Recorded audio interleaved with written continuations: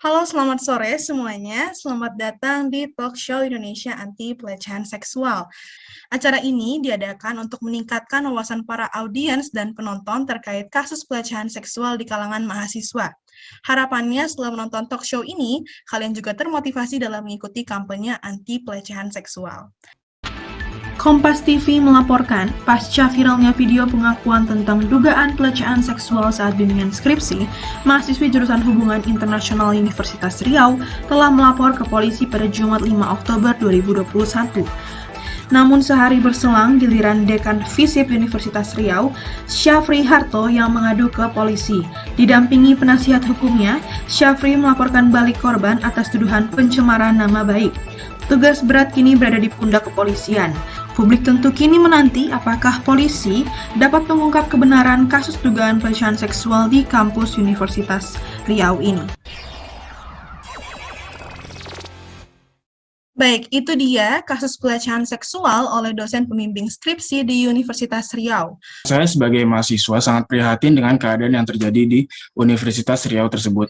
Yang membuat saya prihatin adalah kenapa bisa suatu tempat yang bernama universitas, di mana yang seharusnya dihuni oleh orang-orang yang berintelektual tinggi, memiliki suatu kasus pelecehan seksual yang begitu besar. Di agama saya sendiri, agama Islam, ada hadis yang dinyatakan oleh Syauqi Ibrahim bahwa kekerasan seksual terhadap perempuan termasuk perbuatan keji, dosa besar, dan buruk dalam pandangan syariat.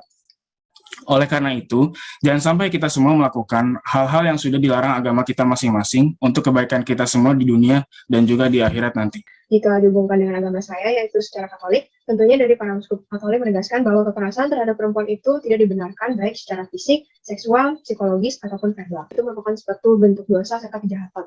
Nah, dan juga adanya suatu revisi mengenai undang-undang gereja mengenai pelanggaran terhadap kehidupan martabat dan kebebasan manusia, yang dimana tujuannya tersebut untuk menegaskan betapa besarnya kejahatan dan juga perhatian yang harus diberikan terhadap korban pelecehan. Saya meminta pendapat Kak Arda tentang tindakan apa yang seharusnya dilakukan oleh pemerintah dalam kasus pelecehan seksual ini. Jadi yang bisa dilakukan oleh pemerintah yaitu bekerjasama dengan Kementerian Pemberdayaan Perempuan dan Perlindungan Anak, di mana kedua pihak ini bisa menyusun seperti perundang-undangan terkait pencegahan pelecehan seksual, kemudian yang kedua pelatihan untuk aparat dalam menangani kasus tersebut, kemudian juga bisa membentuk yang namanya UPTD atau unit pelaksana teknis dinas yang berguna sebagai layanan untuk perempuan yang mengalami kasus pelecehan seksual. Sebagai mahasiswa-mahasiswi yang beragama, hal apa yang harusnya kita lakukan terhadap kasus pelecehan seksual tersebut? Oke, saya sendiri sebagai mahasiswa tentunya sangat menolak tindakan atau aksi segala macam pelecehan seksual.